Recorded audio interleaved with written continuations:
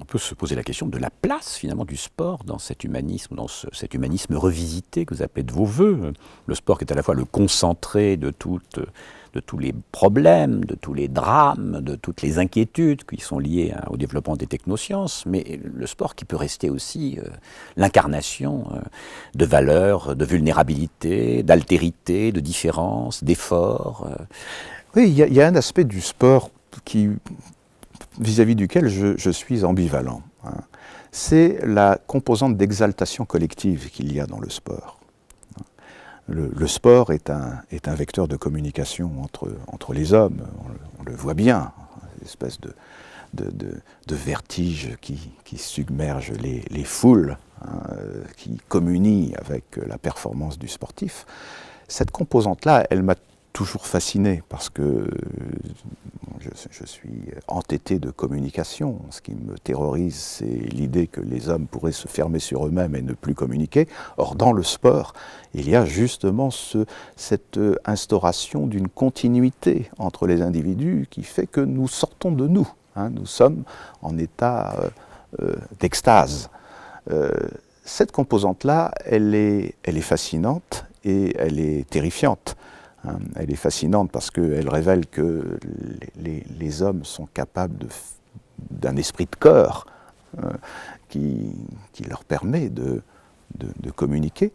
Et elle est terrifiante parce qu'elle est sujette aux débordements possibles. Et les mouvements de foule sont toujours aussi très inquiétants.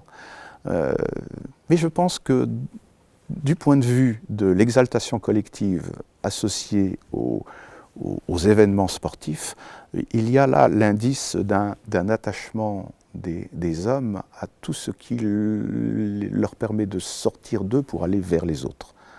Et donc sous cet angle-là, le sport, à mon avis, doit composer dans cet horizon d'un post-humanisme, c'est-à-dire de l'accueil d'une humanité élargie. Et donc comme facteur d'émancipation, comme vecteur de civilisation. Comme vecteur de civilisation, incontestablement. L'émancipation, à mon sens, elle tient dans la capacité que nous avons de pondérer l'individu avec le collectif.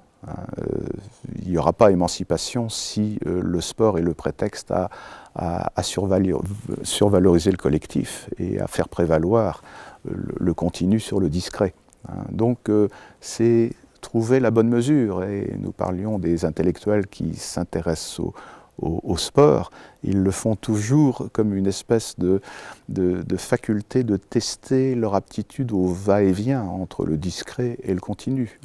L'activité solitaire de l'intellectuel et puis la propension à s'ouvrir au collectif. Une belle image ici où nous sommes entre la danse, l'exercice, il y a à la fois le mouvement, il y a à la fois le duel, au sens de la dualité, la composition, la beauté.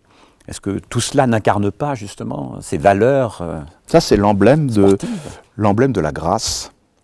Et le sport, quand il confine à la grâce, est absolument subjugant. Au plus près de la danse. Ben oui. Et la grâce, c'est justement cette faculté de dépasser les limites du corps tout en restant dans le cœur. Et la ronde de Matisse est merveilleuse d'expression de ce point de vue-là. Il y a du corps, c'est sûr, il y a donc de la résistance, mais cette résistance, elle est sublimée, elle est transfigurée, et bon, elle exprime tout entière cette espèce d'humanité. Et nous remarquerons d'ailleurs qu'on retrouve la création avec ses deux mains, qui à la fois se tendent et ne se touchent pas. Ouais. Donc il y a là vraiment l'ouverture, la ronde, elle est à la fois constituée et ouverte. Et vous avez aussi, bon, je le dis très abstraitement, la pondération du discret et du continu, de l'individu et du groupe. Et ça, c'est ça, cet humanisme auquel il faut tenir.